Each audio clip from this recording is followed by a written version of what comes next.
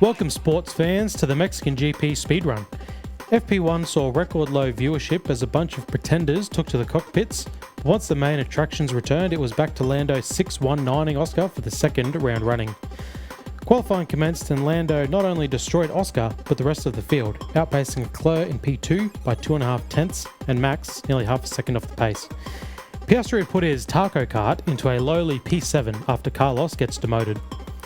As the lights go out for the 1,145th time, Max, Charles and Lewis race each other rather than race leader Lando, giving him free and easy passage into turn 1, while Max and Charles take the scenic route to turn 3.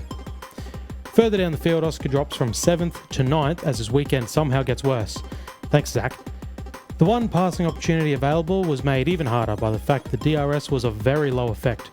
Oscar, however, eventually passed Yuki after his championship contending defense for 8th place. Holy guacamole! Racing was attempted between Max and Lewis, before quickly being called off by the FIA and Hamilton penalised for his efforts, while Ollie Behrman became the beneficiary. After the first stops had played out, the race stagnated heavily and the Mercedes found themselves battling the Haas. George demanded team orders but was less than impressed with the team's initial decision. George dug into his comedic bag, kindly offering up his spot to Oscar, but the team declined that request also. So rear surface temperatures are sky high. George, let's get these under control. Marcus, I've got a car in my... Okay. Eventually the team relented, but George embarrassingly made no inroads on Ollie before swallowing his pride and switching back. The second stop option opened up.